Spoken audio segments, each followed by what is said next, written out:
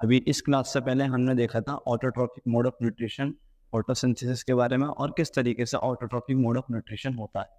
अब हम बात करेंगे बेटा, नेक्स्ट टॉपिक है हमारा, that is the heterotrophic mode of nutrition. तो first point is heterotrophic mode of nutrition. Heterotrophic mode of nutrition.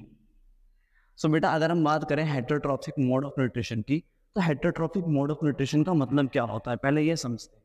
तो actually heterotrophic mode of nutrition का मतलब होता है कि कोई भी लिविंग ऑर्गेनिज्म अपने फूड के लिए दूसरे ऑर्गेनिजम्स पर डिपेंड होता है, that is known as the heterotrophic mode of nutrition.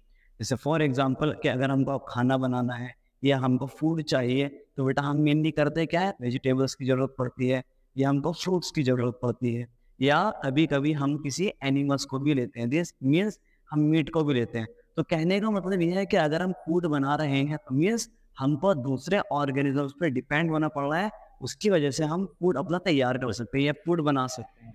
तो याद रखना बेटा, इसीलिए हमको क्या बोलते हैं, हेटरोट्रॉफिक मोड, हेटरोट्रॉफिक ऑर्गेनिजम्स बोलते हैं।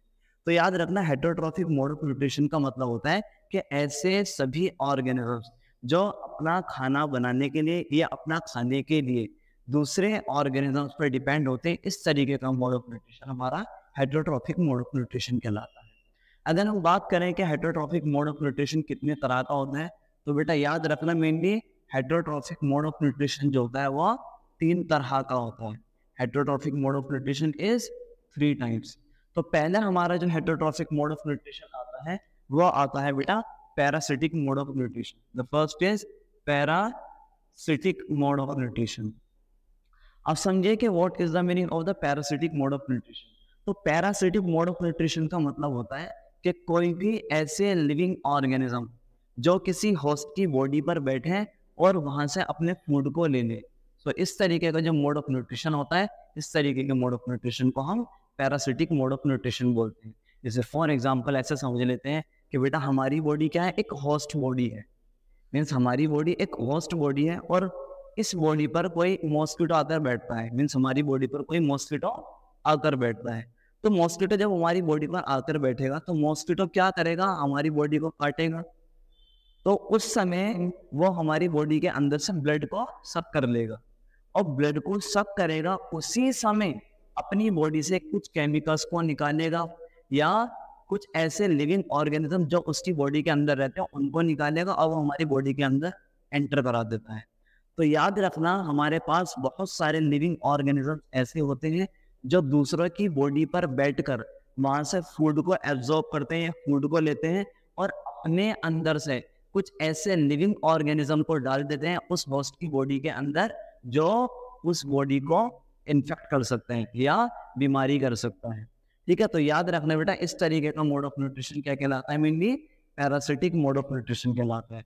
तो पैरासिटिक मोड ऑफ न्यूट्रिशन की बात अगर हम करें तो इसमें एग्जाम्पल हमारे पास कौन सा आएंगे, जैसे फॉर एग्जाम्पल बेटा mosquito. So mosquito is the best example of parasitic mode of nutrition. और जरूरी नहीं है कि मॉस्किटो ही है, हमारे पास होता है राउंड वॉर्म। आपने सुना होगा कि बच्चों के पेट में कीड़े हो जाते हैं, तो वो भी क्या करते हैं, एक तरीके से वो भी बेटा पैरासिटिक मोड ऑफ न्यूट्रिशन करते हैं। मीन्स हमारी बॉडी के अंदर जो राउंड वॉर्म हो जाते हैं या बच्चों की बॉडी के अंदर राउंड वॉर्म हो जाते हैं, वो इंटेस्टाइन से फूड एब्जॉर्ब करते हैं।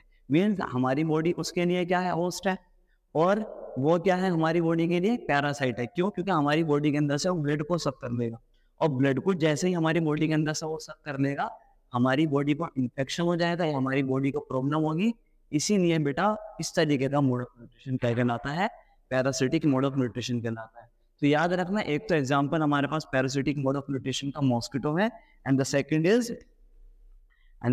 Is round warm. ठीक है, तो याद रखना बेटा कि what is the meaning of the parasitic mode of nutrition. Next जो आता है हमारे पास वो आता है saprophytic mode of nutrition, and the second is saprophytic mode of nutrition. Saprophytic mode of nutrition. अब बात आती है कि सेप्रोफाइटिक मोड ऑफ न्यूट्रिशन कौन करते हैं। तो देखिए, सेप्रोफाइटिक मोड ऑफ न्यूट्रिशन ऐसे सभी लिविंग ऑर्गेनिजम्स करते हैं जो डेड एंड डीके मटेरियल से अपने फूड को तैयार करते हैं या अपने फूड को लेते हैं। तो ऐसे सभी लिविंग ऑर्गेनिजम्स जो डेड एंड डीके मटेरियल से फूड को लेते हैं, इस तरीके के सभी ऑर्गेनिजम्स हमारे सेप्रोफाइटिक कहलाते हैं। और इस तरीके से फूड को ले लेना that is known as the saprophytic mode of nutrition. और इसका बेस्ट एग्जांपल जो है बेटा हमारे पास that is fungi. So saprophytic का अगर हम एग्जांपल देखें तो सेप्रोफाइटिक का था हमारे पास फंगाई। फंगाई आप समझते होंगे, फंगाई में ऊई वगैरह होती है, उसी को हम फंगाई बोलते हैं। अभी कई तरीके की होती है, मीन्स कुछ ऐसी होती है जो बेनिफिशियल है हमारी बॉडी के लिए, मीन्स अगर हमारी बॉडी में जाते हैं तो वो अच्छी रहेगी हमारी बॉडी के लिए। और बहुत सारी बेटा फंगाई ऐसी होती है जो हमारी बॉडी के अंदर जाती है और बीमारियां करती है। जैसे आपने देखा होगा एलर्जी वगैरह भी हो जाती है, कभी कभी दांत हो जाता है, खाज वगैरह हो जाती है, तो वो भी कभी कभी फंगल इन्फेक्शन की वजह से होती है। खैर हम तो ये समझ रहे हैं कि फंगाई का मोड ऑफ न्यूट्रिशन क्या होता है।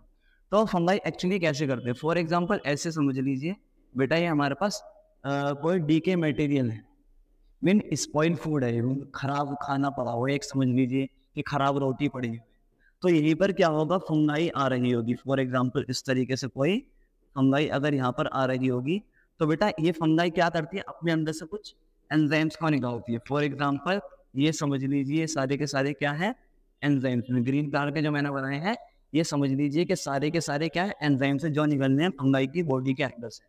अब ये एंजाइम जो है ये पड़ेंगे कहाँ पर, रोटी के ऊपर। अब जैसे ही रोटी के ऊपर पड़ेंगे तो ये रोटी का डाइजेशन कर देंगे, और जैसे ही रोटी का डाइजेशन हो जाएगा तो रोटी हो जाएगी में लिक्विड से फॉर्म में, आप कह सकते हैं गलने लगेगी वो। और जैसे ही गलने लगेगी तो जो हमारे पास फंगाई होगी आसपास, उसके आसपास जो फंगाई होगी उस रोटी के, तो वो क्या करेंगे उसको एब्जॉर्ब कर लेंगे लिक्विड बने हुए रोटी को। तो इस तरीके से मोड ऑफ न्यूट्रिशन जो कहलाता है सेप्रोफाइटिक मोड ऑफ न्यूट्रिशन कहलाता है। तो याद रखना सेप्रोफाइटिक मोड ऑफ न्यूट्रिशन सिर्फ और सिर्फ उन्हीं ऑर्गेनिजम्स के अंदर देखने मिलता है जो सेप्रोफाइटिक होते हैं। वो सेप्रोफाइटिक सिर्फ और सिर्फ वही होते हैं जो डेड एंड डीके मटेरियल को खाते हैं, डेड एंड डीके मटेरियल के थ्रू अपना भोजन तैयार करते हैं। नेक्स्ट आते हैं हमारे पास लास्ट जो आते हैं बेटा that is holozoic mode of nutrition. Holozoic mode of nutrition. तो होलोजोइक मोड ऑफ न्यूट्रिशन किसके अंदर होता है, तो पहले समझिए, देखो होलोजोइक मोड ऑफ न्यूट्रिशन का मतलब क्या है। यहाँ पे लिखा हुआ है होलो, क्या लिखा हुआ है होलो, तो होलो का मतलब होता है खोखला। अब याद रखना बेटा जैसे हम फूड को लेते हैं, फॉर एग्जांपल मैं यहाँ पर बना रहा हूं ये,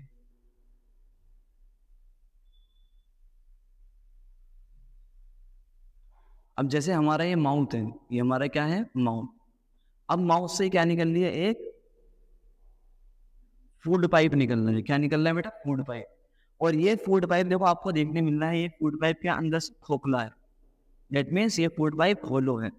तो ऐसे सभी लिविंग ऑर्गेनिजम्स जो फूड को एक होलो बॉडी के थ्रू लेते हैं, इस तरीके का जो मोड ऑफ न्यूट्रिशन कहलाता है बेटा वो क्या कहलाता है, होलोजोइक मोड ऑफ न्यूट्रिशन।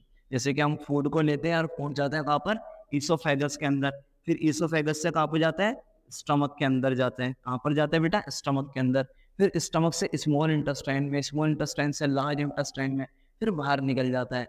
तो अगर हम देखें ओपनिंग मीन्स माउथ से लेके और जहाँ से फूड को हम मीन्स फूड को निकाल रहे हैं, अनडाइजेस्ट फूड को निकाल रहे हैं, तो वो पूरा का पूरा पाथवे जो है बेटा वो पाथवे क्या है, होलो है। और इस तरीके के पाथवे के अंदर या होलो पाथवे के अंदर फूड को लेना that is known as a holozoic mode of nutrition. तो याद रखना holozoic mode of nutrition means ऐसा मोड ऑफ न्यूट्रिशन जो होलो पाइप के थ्रू या होलो बॉडी के थ्रू ले जाता है। इस तरीके का मोड ऑफ न्यूट्रिशन हमारा क्या कहलाता है, होलोजोइक मोड ऑफ न्यूट्रिशन कहलाता है। और याद रखना होलोजोइक मोड ऑफ न्यूट्रिशन हम ही नहीं करते हैं, जितने भी एनिमल्स होते हैं सबके सब होलोजोइक मोड ऑफ न्यूट्रिशन करते हैं। और हमारे पास अमीबा होता है, अमीबा ही बेटा क्या करता है, होलोजोइक मोड ऑफ न्यूट्रिशन करता है। पैरामीशियम होता है, पैरामीशियम भी क्या करता है, होलोजोइक मोड ऑफ न्यूट्रिशन करता है। तो याद रखना अगर हम बात करें होलोजोइक मोड ऑफ न्यूट्रिशन के एग्जाम्पल की, तो बेटा होलोजोइक मोड ऑफ न्यूट्रिशन के एग्जाम्पल में हमारे पास आ जाता है कि ऑल लिविंग ऑर्गेनिजम्स, वो sorry all animals, not a living organism, सिर्फ एनिमल्स। तो एनिमल्स एंड बेटा अमीबा, और ये आपके सिलेबस के अंदर दे रखे हैं एग्जाम। तो याद रखना होलोजोइक मोड ऑफ न्यूट्रिशन किस में होता है, एनिमल्स के अंदर होता है, और बेटा अमीबा के अंदर होता है, और पैरामीशियम के अंदर भी हमको होलोजोइक मोड ऑफ न्यूट्रिशन देखने मिलता है। अब नेक्स्ट देखेंगे हम कि किस तरीके से holozoic mode of nutrition amoeba के अंदर होता है। मीन्स अमीबा जो होता है वो किस तरीके से होलोजोइक मोड ऑफ न्यूट्रिशन को करता है। अब समझिए कि मोड ऑफ न्यूट्रिशन इन या nutrition in amoeba, nutrition in amoeba. You know what is amoeba? पहले ये समझिए कि बेटा अमीबा क्या होता है। तो अमीबा जो होता है, पहली बात ये, अमीबा जो होता है बेटा वो यूनिसेल्युलर यूनिसेल्युलर यूकैरियोट होता है। क्या होता है? Unicellular eukaryote. तो it is an unicellular eukaryote. अब समझिए कि what is the meaning of the unicellular eukaryotic. हम कह रहे हैं कि अमीबा जो होता है, amoeba is an unicellular eukaryotic. अब बात आती है कि what is the meaning of the unicellular eukaryotic.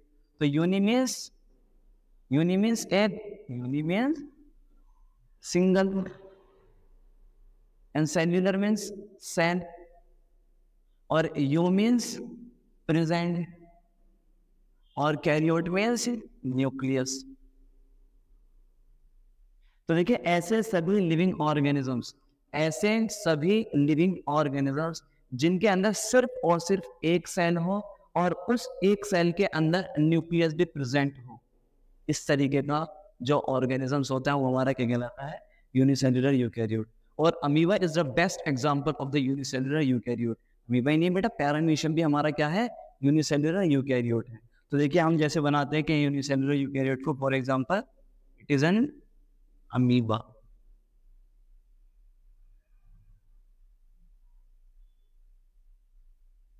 So it is N amoeba. तो अमीबा की क्या है बेटा? पहली बात आती है कि अमीबा की ये एक सेल है, और सेल के अंदर ये ग्रीन कलर से जो बनाया है मैंने बेटा, it is N nucleus. So it is N nucleus of amoeba, it is N nucleus of amoeba, is N nucleus of amoeba. तो देखो यहाँ पर अब एक ही सेल के अंदर सब कुछ होगा इसमें। जैसे हमारी बॉडी के अंदर अगर हम देखें तो हमारी बॉडी के अंदर डिफरेंट फंक्शंस होते हैं। जैसे मैंने आपको फर्स्ट लेक्चर के अंदर बताया था कि हमारी बॉडी के अंदर बेटा टोटल 11 सिस्टम होते हैं, और 11 सिस्टम के लिए 11 ऑर्गन्स हैं। मीन्स मतलब अलग अलग तरीके के ऑर्गन्स हैं। डाइजेशन के लिए अलग ऑर्गन है, सर्कुलेशन के लिए अलग ऑर्गन है, कंडक्शन के लिए अलग ऑर्गन है, और एक्सक्रीशन यूरिन को बनाने के लिए, एक्सक्रीशन को बनाने के लिए अलग ऑर्गन्स है। मीन्स हमारी बॉडी के अंदर अगर देखा जाए तो हर एक फंक्शंस को करने के लिए अलग अलग ऑर्गन प्रेजेंट है। मगर यहाँ पर क्या है? यहाँ पर तो सिर्फ और सिर्फ एक ही सेल है। तो याद रखना है बेटा, यहाँ पर क्या हो रहा है? मीन्स एक ही सेल का तो सब कुछ हो रहा है। वहीं पर इनका सर्कुलेशन, वहीं पर इनका डाइजेशन, वहीं पर सब कुछ हो रहा है। मीन्स तो याद रखना ऐसे सभी लिविंग ऑर्गेनिज्म जिनके अंदर सिर्फ और सिर्फ एक ही सेल हो और जो न्यूक्लियस है तो वो प्रेजेंट होता है। तो इस तरीके के लिविंग ऑर्गेनिजम्स क्या कहलाते हैं? हमारे यूनिसेल्युलर यूकैरियोट्स कहलाते हैं। तो देखिए समझते हैं कि ये किस तरीके से अपने न्यूट्रिशन को लेता है, अपने खाने को या इंटेक ऑफ फूड को कैसे करता है। अब ये देखिए कि यहाँ पर बने हुए बेटा फिंगर लाइक प्रोजेक्शंस। ये जो आपको देखने को मिले हैं, it is an finger like structure, और इन फिंगर लाइक स्ट्रक्चर को बोलते हैं हम pseudopodia. So pseudopodia is what? It is the finger like structure. ये जो आपको फिंगर लाइक स्ट्रक्चर देखने को मिली, जैसे कि एक फिंगर लाइक स्ट्रक्चर ये रही एंड एक ये रही। तो फिंगर लाइक स्ट्रक्चर जो होती है that is known as the pseudopodia. The pseudopodia is a finger-like structure which is present inside the amoeba and which is responsible for capture the food. तो फूड को capture करने के लिए mainly कौन responsible होता है? अमीबा के अंदर pseudopodia, जो फिंगर की तरह दिखने वाली एक स्ट्रक्चर है। अब देखिए ऐसे समझिए कि यहाँ पर ये ब्लू कलर से बनाते हैं, रेड से बनाते हैं। चलो तो ऐसे समझ लीजिए बेटा, ये रेड कलर से जो मैंने बनाया इट इज फूड पार्टिकल। ये क्या है? फूड पार्टिकल है। अब अमीबा क्या करेगा? इसको पहले अपने चारों ओर कैप्चर कर लेगा, ये अपने चारों ओर से घेर लेगा इसको।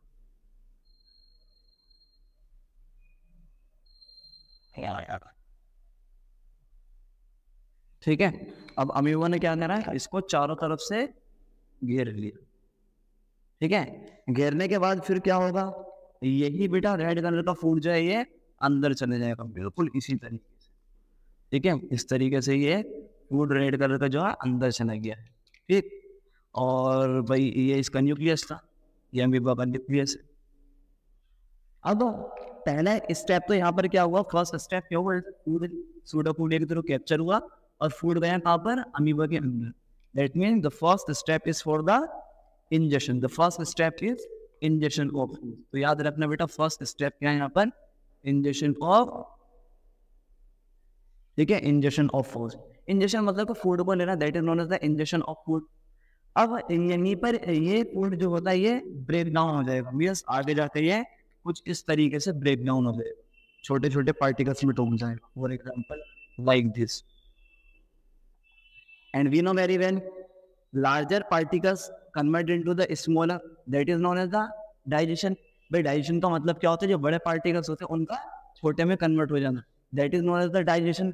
तो सेकंड स्टेप क्या हो गया बेटा यहाँ पर, second step is digestion, second step is digestion. तो पहले क्या हुआ बेटा, पहले फूड को सूडोपोडिया के थ्रू अंदर लिया गया, that is known as the injection, means intake of food. फिर उसके बाद में क्या हुआ, जो बड़ा पार्टिकल है फूड का वो कन्वर्ट होकर स्मॉलर में, that is known as the digestion. तो क्या बोलेंगे हम, डाइजेशन। अब क्या होगा यहाँ पर, जितना फूड टूट चुका है उसमें से कुछ फूड को अमीबा इस्तेमाल कर लेगा, मीन्स अपनी बॉडी के अंदर एब्जॉर्ब कर लेगा। तो third step is what, third step is absorption, third step is absorption, third step is absorption. अब जैसे इसके अंदर एब्जॉर्प्शन हो गया, अब एब्जॉर्प्शन के बाद क्या करेगा अमीबा, अपनी बॉडी के अंदर से जो बचा हुआ खाना है उसको बाहर निकाल लेगा। भाई जैसे हम करते क्या है कि हमारी बॉडी के अंदर जो फूड असेंशियल होता है, मीन जरूरत है, तो वो हमारी ब्लड के अंदर चले जाता है, और जो जरूरत नहीं हम क्या करते उसको बाहर निकाल देते हैं। सो दैट मीन्स इसी तरीके से ये भी क्या करेगा कि इसकी बॉडी के अंदर कुछ फूड क्या होगा बेटा, जरूरत का होगा।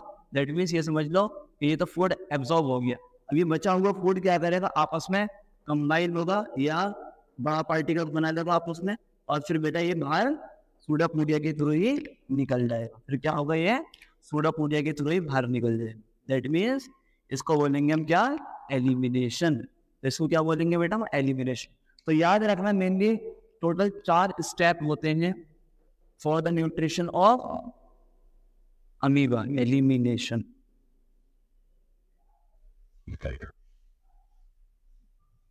ठीक है, पहले सूडोपोडिया ने पकड़कर फूड को खींचा अपनी बॉडी अमीबा के अंदर, दैट इज इंजेक्शन। उसके बाद बड़ा पार्टिकल जो था वो स्मॉलर में टूटा, that is not the digestion. उसके बाद में जो कुछ अमाउंट फूड की थी वो बॉडी के अंदर यूज करी गई, दैट इज एब्जॉर्प्शन। और बचा हुआ रेस्ट फूड जो है that will be eliminate from the body, so that means that is elimination, और we can say egestion of food.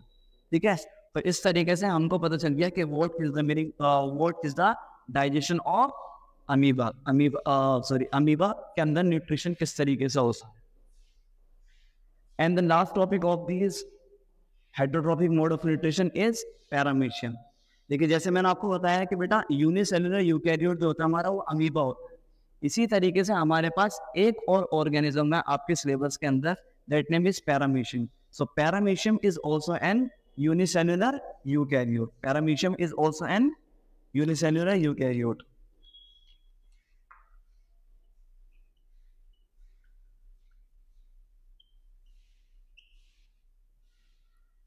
देखिए अगर हम देखें तो टोटल बेटा हमारे पास 5 किंगडम्स होते हैं। जैसे किंगडम प्लांटी है, उसमें स्टडी करते हैं हम सारे प्लांट्स के बारे में। किंगडम एनिमेलिया है, उसके अंदर सिर्फ और सिर्फ बात करते हैं एनिमल्स के बारे में। किंगडम मोनेरा है, उसके अंदर हम बात करते हैं सिर्फ और सिर्फ बैक्टीरिया के बारे में। और हमारे पास किंगडम फंगाई होती है, उसके अंदर हम बात करते हैं सिर्फ और सिर्फ फंगाई के बारे में। और एक होता है हमारे पास बेटा किंगडम प्रोटिस्टा। तो याद रखना किंगडम प्रोटिस्टा के अंदर हमारे अमीबा और पैरामीशियम, ये दोनों के दोनों किस में आते हैं, किंगडम प्रोटिस्टा के अंदर आते हैं। और किंगडम प्रोटिस्टा के अंदर सारे के सारे वो ऑर्गेनिजम्स आते हैं जो यूनिसेल्युलर यूकैरियोट्स होते हैं। मींस एक सेल देखने मिलेगी उनके अंदर, और उस अकेली सेल के अंदर सब कुछ होगा और उसमें न्यूक्लियस भी होगा। तो याद रखना पैरामीशियम जो है, ये paramecium and amoeba both are belong from the kingdom protista. Both are belong from kingdom protista. So the paramecium and amoeba both are belong from the kingdom protista, and kingdom protista having an only organism which have unicellular eukaryotic properties. Next, what is the structure of paramecium? So paramecium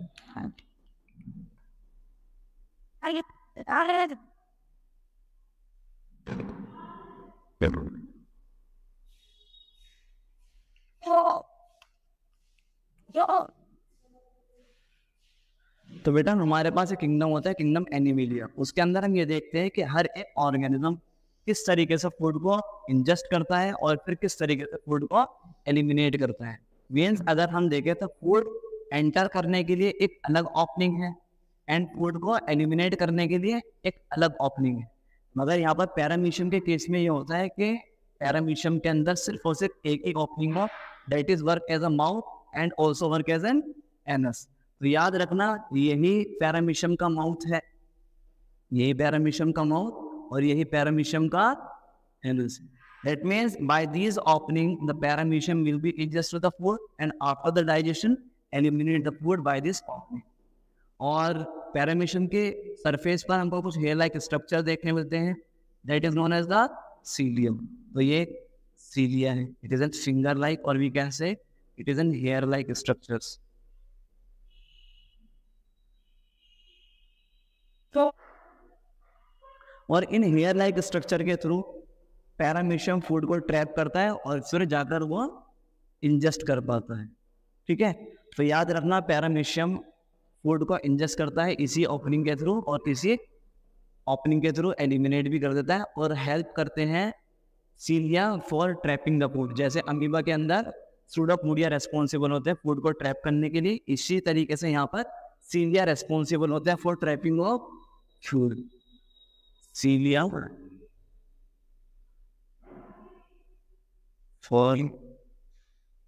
food trap